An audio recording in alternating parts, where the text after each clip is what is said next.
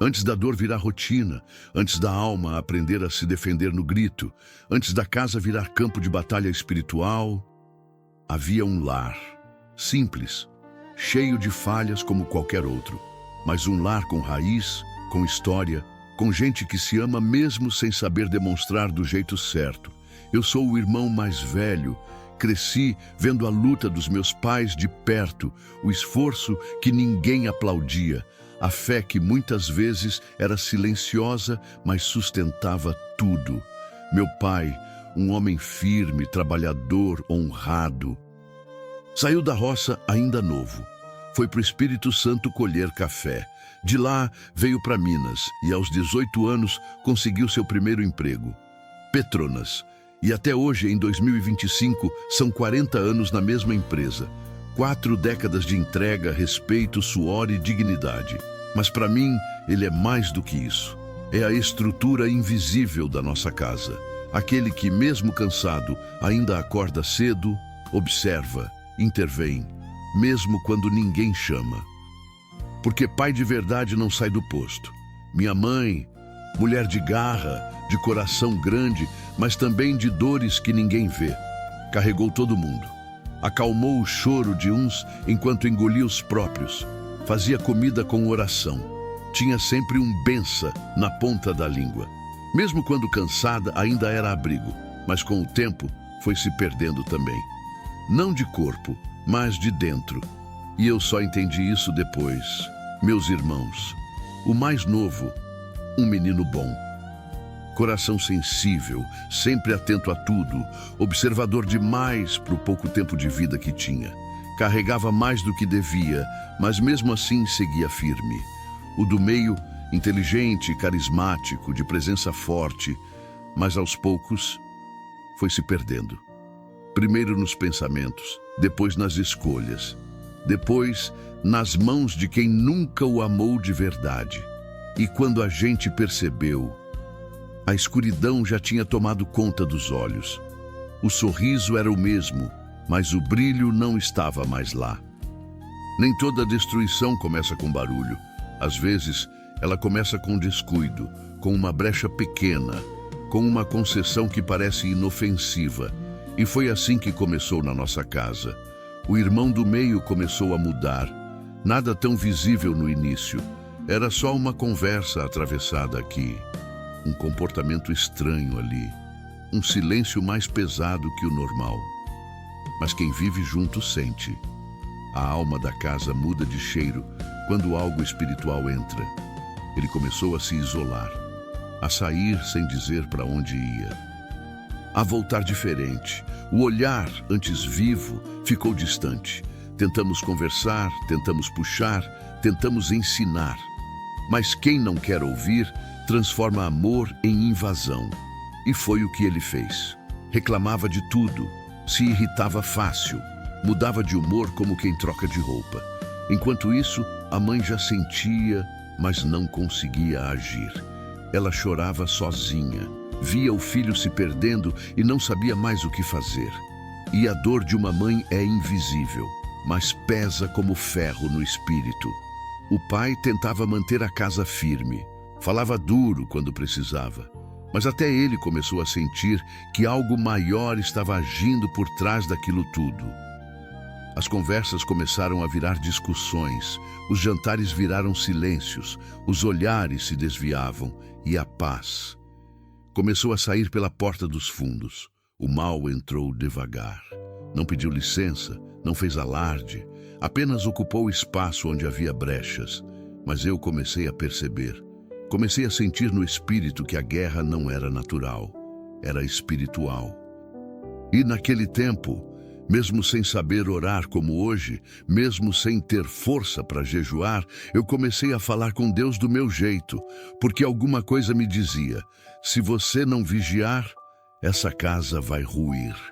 Enquanto toda a atenção da casa estava voltada para o irmão do meio, que já travava sua guerra silenciosa contra vícios, outra batalha se desenrolava bem ali, na palma da mão da mãe. No início, ninguém suspeitava de nada.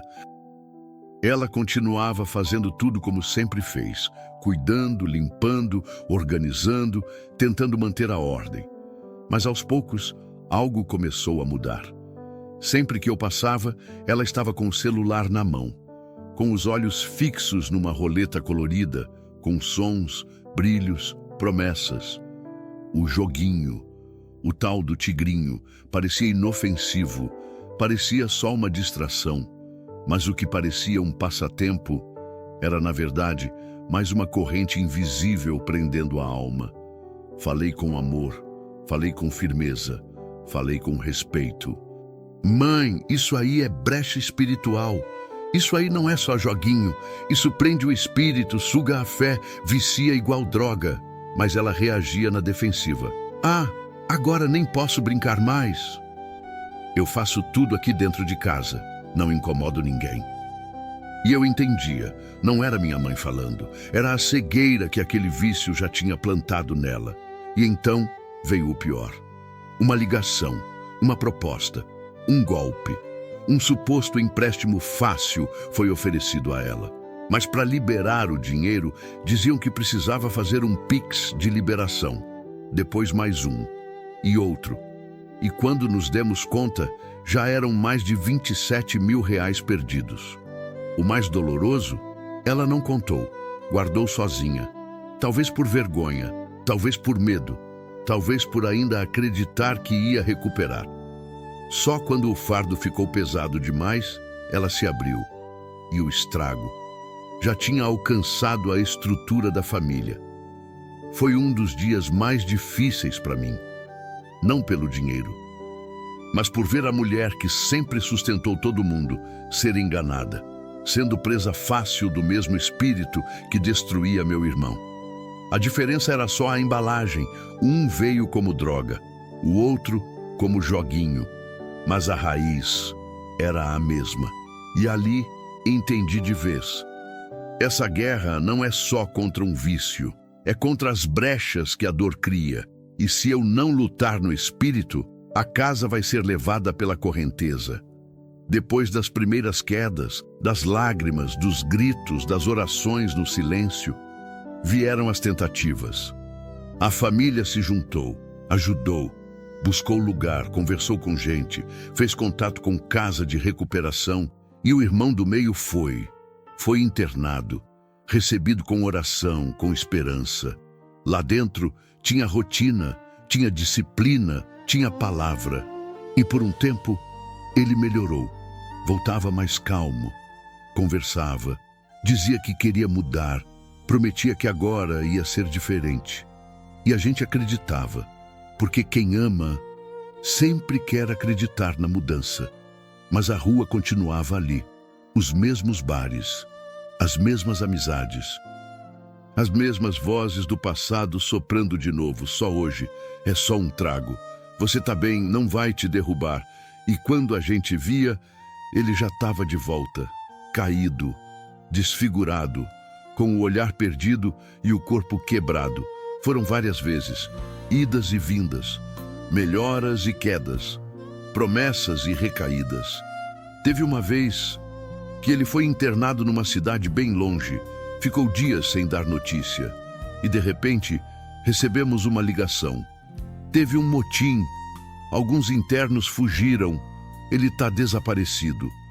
O coração da família gelou. Meu pai e minha mãe saíram naquela mesma hora, sem saber o que iam encontrar. Viajaram, buscaram e voltaram horas depois, com um filho nos braços e uma alma ferida no colo. Ele voltou, mas não era mais o mesmo, nem nós éramos, porque a cada queda dele era uma queda em todos nós também.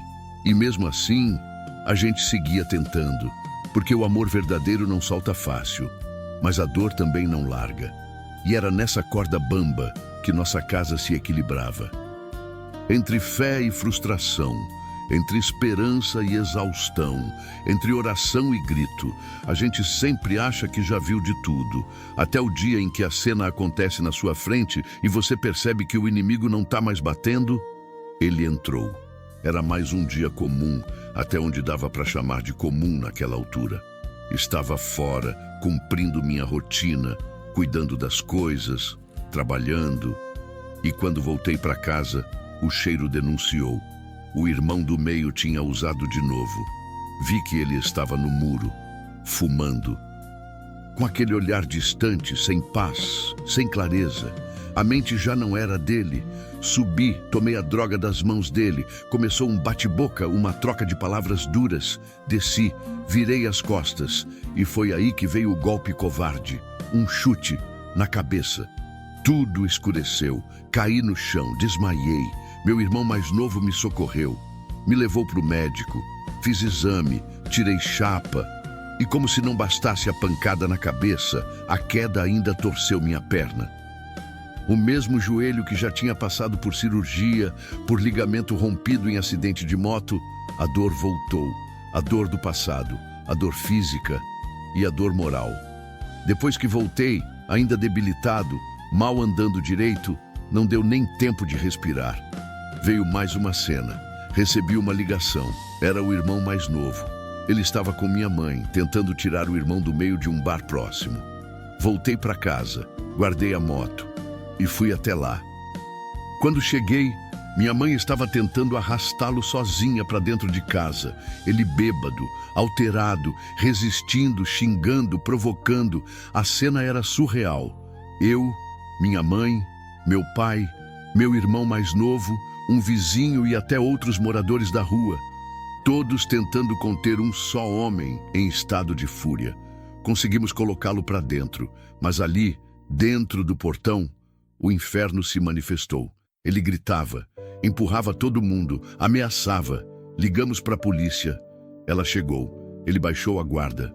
Conversaram. Foram embora, mas a paz não ficou. Dias passaram, mas aquela guerra marcou todo mundo, porque não era mais só espiritual. Era visível, física, cruel.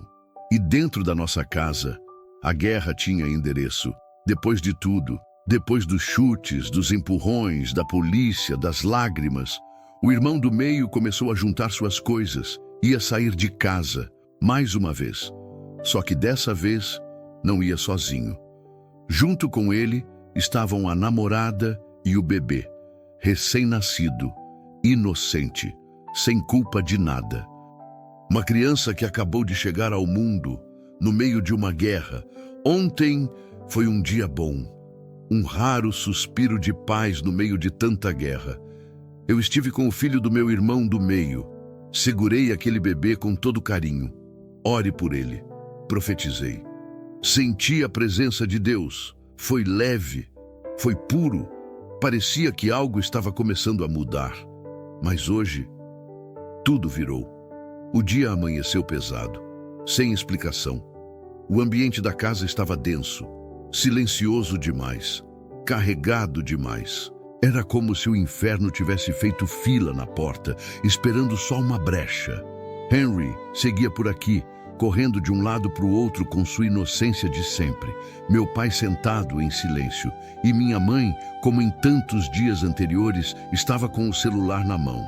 O mesmo jogo, a mesma distração, a mesma brecha. Eu vi e falei, com amor, com verdade, com peso espiritual. Mãe, o mundo espiritual age nas pequenas coisas. A gente não percebe, mas dá espaço para o mal nas mínimas atitudes. Ela não gostou. Se levantou com o coração cheio, como quem já esperava por confronto. Agora é você também? Eu jogo, mas cuido de tudo. Faço minha parte. Quer saber? Arruma um trabalho para mim então, para eu sair de casa. Aí vocês se viram sozinhos. Na hora, tudo dentro de mim ficou em silêncio. Porque não era só defesa, era dor. Dor de mulher cansada, de mãe que deu tudo e ainda assim se sente cobrada, de gente que ama, mas está espiritualmente confusa. A discussão subiu. A voz dela ficou mais alta.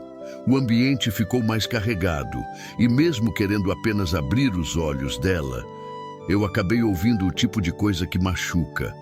Mas eu sabia. O que eu estava tentando proteger não era uma opinião. Era a alma dela. Depois, me calei. Porque tem momentos que a discussão só alimenta o que o mal quer, e eu não quero vencer uma briga, quero vencer essa guerra. E guerra se vence com jejum, oração e perseverança, com o joelho no chão e o espírito em pé. Meu pai, esse homem que muitos não enxergam por completo, mas que eu vejo como um pilar vivo dentro dessa casa. Ele não fala muito, mas observa tudo. E quando precisa, ele se levanta.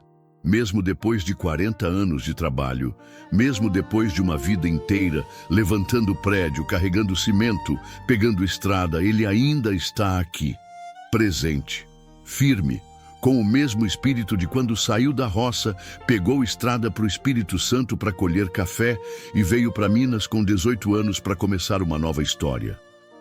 Desde então, ele nunca mais parou. Na mesma empresa, há 4 décadas. Um guerreiro com as mãos marcadas de luta e fé. E mesmo agora, já aposentado, ele não se aposentou do papel mais importante da vida dele: ser pai. Hoje, quando tudo explodiu, quando meu irmão perdeu o controle, quando o ambiente virou um campo de guerra, ele entrou no meio. Mesmo sabendo do risco, mesmo com o corpo já cansado, ele foi. Foi por amor, foi por instinto, foi por nós. E mesmo levando empurrão, caindo no chão, sendo agredido pelo próprio filho, ele ficou de pé por dentro. Porque tem coisa que o corpo não aguenta, mas o espírito resiste. Depois ele não reclamou, não gritou, não fez drama. Ele só respirou fundo e disse: enquanto ele escolher essa vida, ele não precisa voltar aqui. Foi duro, mas foi necessário. Porque às vezes o amor precisa saber dizer basta. Esse é o homem que me ensinou mais com o silêncio do que com 1000 palavras. Esse é o homem que me ensinou que ser pai é muito mais que prover. É interceder, é resistir, é segurar tudo em oração. A manhã começou como tantas outras. Levantei, me conectei com Deus, tomei meu café e fui cuidar da moto. Mas quando entrei no quarto da minha mãe, ela estava deitada com o celular virado para baixo. Peguei, virei. O jogo do tigrinho estava na tela. O mesmo vício que venho alertando há meses. O mesmo caminho que já trouxe prejuízo, dor e engano. Repreendi ali mesmo, em voz firme: em nome de Jesus, toda obra do maligno caia por terra. Ela me olhou como quem leva um tapa.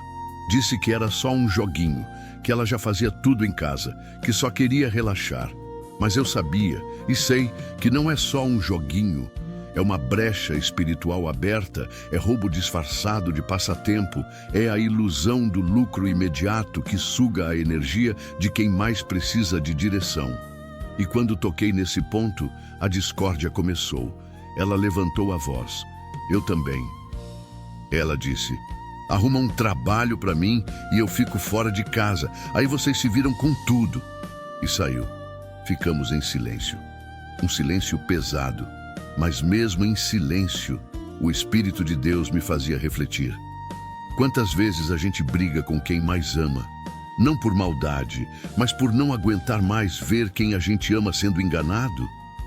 Eu não sou melhor, mas não posso me calar, porque quem enxerga a brecha tem a responsabilidade de avisar. Depois de tudo, o ambiente ainda tremia. Não com gritos, mas com o que ficou deles, com o peso das palavras, com a presença de algo que não era visível, mas era palpável. A verdade é que a casa não voltou ao normal. Não dá para voltar ao normal depois de uma guerra dessas. Porque por mais que a gente peça perdão, por mais que ore, há marcas que ficam, marcas invisíveis que só Deus pode tratar. Fiquei em silêncio por uns minutos, mas dentro de mim a oração ainda fervia. Pai, purifica esse lar, quebra as fortalezas. Visita o coração da minha mãe, cura a mente do meu irmão, traz paz para essa casa. Meu pai também ficou quieto. Ele é assim, um guerreiro que observa, analisa e na hora certa age. Mesmo abalado, ele estava ali, de pé. Minha tia estava na sala, sem dizer uma palavra. Ela viu tudo e, como sempre, ficou entre o amor e a impotência. E eu me sentei, respirei fundo e entendi.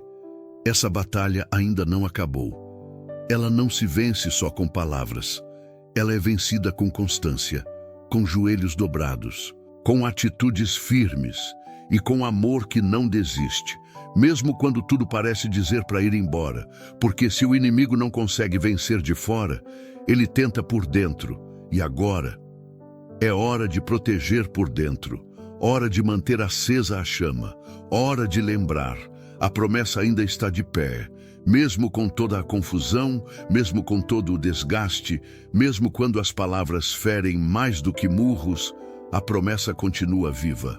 Ela não depende do clima da casa, nem das atitudes de quem amamos. Ela nasceu no coração de Deus e foi confirmada nas madrugadas em que ninguém viu, mas Ele viu. Toda vez que eu fui dormir com o peito apertado, mas falei com Deus. Toda vez que, mesmo sem forças, eu declarei vitória no meio do caos. Ele anotou. E cada uma dessas vezes foi um tijolo colocado nessa reconstrução. Não a reconstrução da casa, mas da família, da honra, da paz, da missão. Minha vida não é só minha. Ela é semente. Ela é ponte.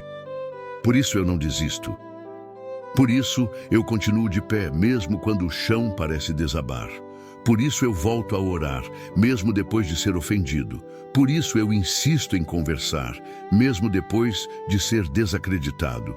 Por isso eu falo com firmeza, mesmo quando minha voz treme. Porque a promessa está de pé. E Deus não volta atrás. Ele prometeu que restauraria, que traria vida onde só tem escombros, que salvaria os que muitos já desistiram. E eu creio. E enquanto houver fôlego em mim, vou continuar dizendo: essa casa pertence ao Senhor. Hoje pode parecer impossível. O clima da casa pode estar pesado, os olhos cansados, os corações magoados. Mas eu sei, ainda vai ser lindo aqui dentro. Não é só esperança, é convicção. Porque eu vi Deus reerguer quem já tinha sido enterrado em vida. E se Ele faz isso com quem nem conheço, quanto mais com os meus. Aqui, onde hoje há gritos, vai haver risos. Onde há desconfiança, vai haver confiança restaurada. Onde há acusação, vai haver cura.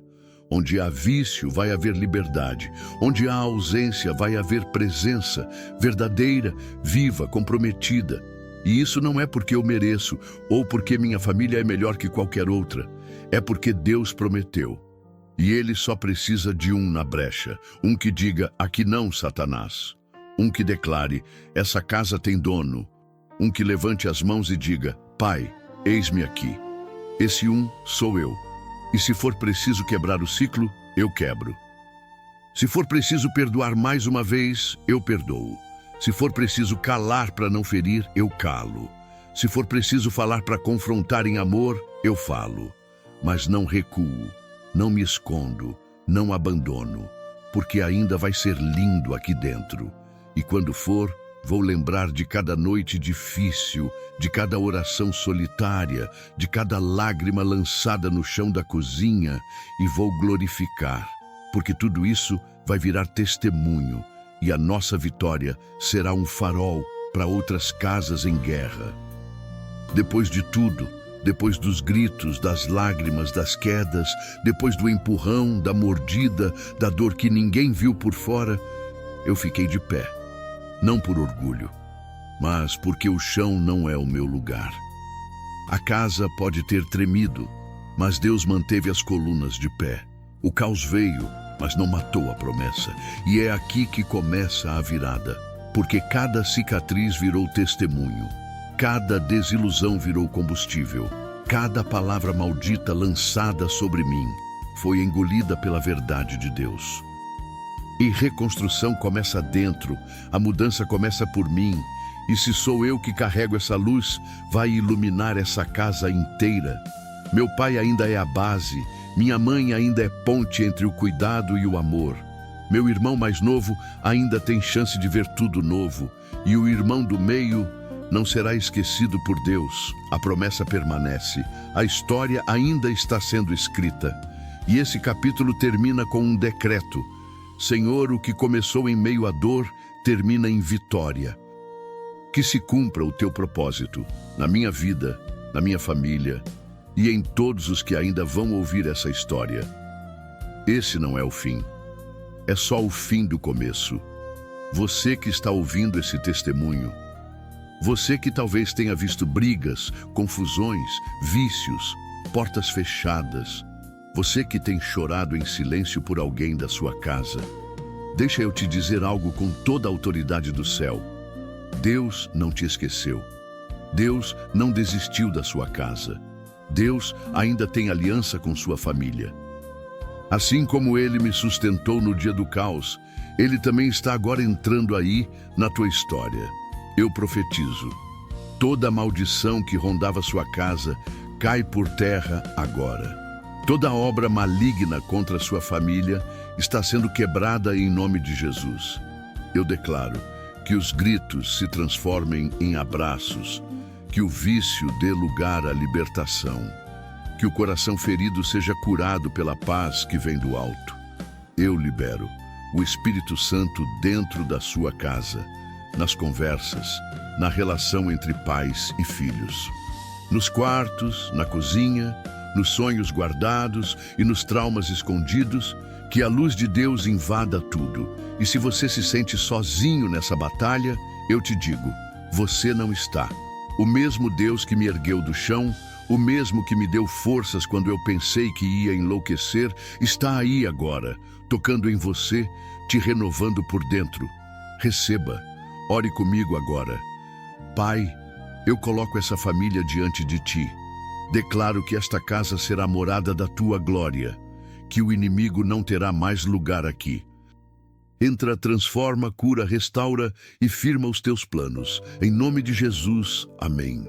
E se essa mensagem tocou você, compartilhe. Não como um vídeo qualquer, mas como uma semente de restauração que alguém, em algum lugar, está precisando. A vitória já começou. A promessa ainda vive. E a sua família será um testemunho vivo da glória de Deus.